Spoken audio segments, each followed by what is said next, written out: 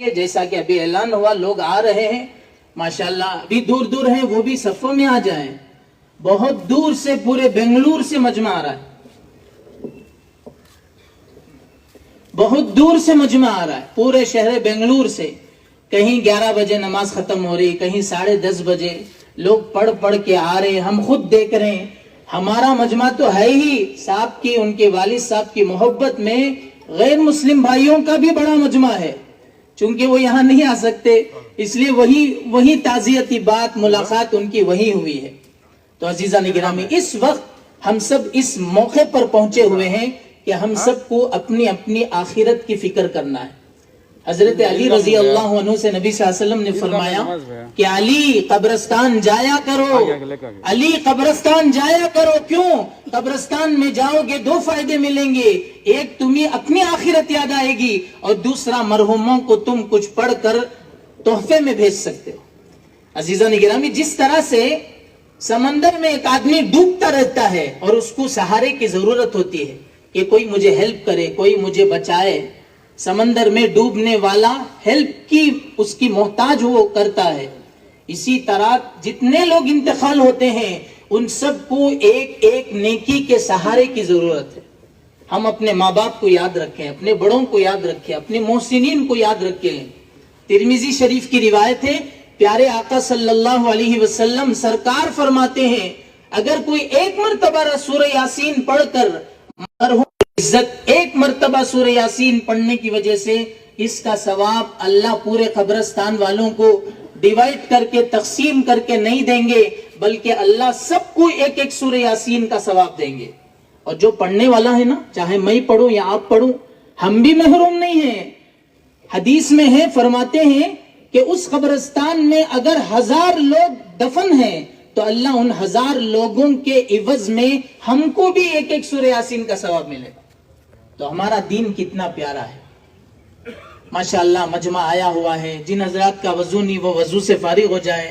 نماز جنازہ کے لیے وضو شرط ہے، اور اس میں 3-4 تکبیریں ہوتی ہیں. پہلی تکبیر کے بعد ثنا پڑھی جاتی ہے، سبحانک اللہم، اللہ کی تعریف، سبحانک اللہم وبحمدک وتبارک اسمک وتعالی جدک وجل ثناؤک. یہ اضافہ ہے ہماری عام فرض نمازوں سے، اس میں یہ ایک اضافہ ہے، وجل ثناؤک ولا الہ غیرک. یہ پہلی تکبیر کے بعد ہم اس کو پڑھیں. پھر جب دوسری تکبیر ہوگی تو دوسری تکبیر پر سرکار دو عالم صلی اللہ علیہ وسلم پر 2 درود شریف پڑھیں.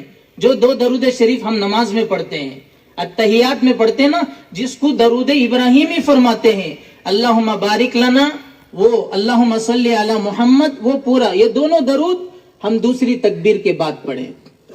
جب اللہ کی تعریف ہو گئی، سرکار پر درود شریف ہو گئی، اب آپ ریکویسٹ نامہ تیار کرو. جس میت کے لیے آپ ایصال ثواب کرنا چاہ رہے ہیں، جس کی جنازے پڑھنا چاہ رہے ہیں، آپ ان کے لیے اللہ کو ریکویسٹ دو. اللہم اغفر لحینا ومیتنا وشاہدنا وغائبنا وصغیر. یہ پوری دعا پڑھیں. مردوں کے لیے، عورتوں کے لیے سب ایک ہی دعا ہے. بچوں کے لیے الگ ہے، اللہم اجعلہ لنا فرطا وجعلہ لنا اجرا وزخرا وجعلہ لنا شافعا ومشفعا.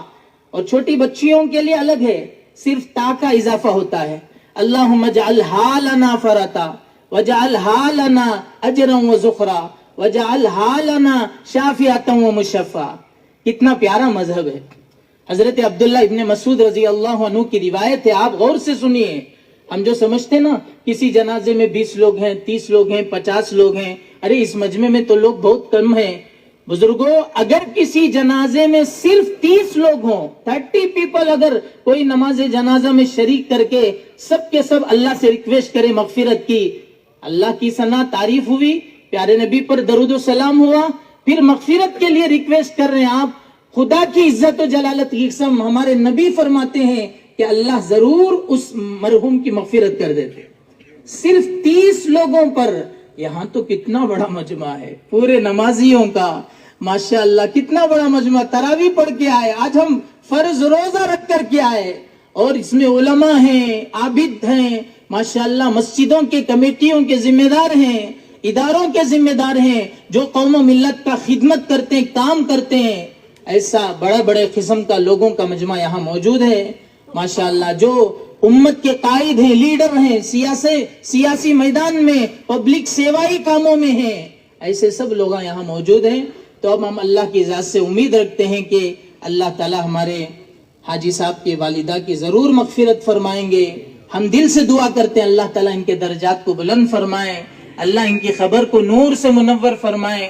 جو دن انہوں نے تکلیف میں ہاسپٹل میں گزارا, اللہ اس کو ان کی مغفرت کا ذریعہ بنا دے. عزیزان گرامی, یہ کوئی عیب نہیں ہے.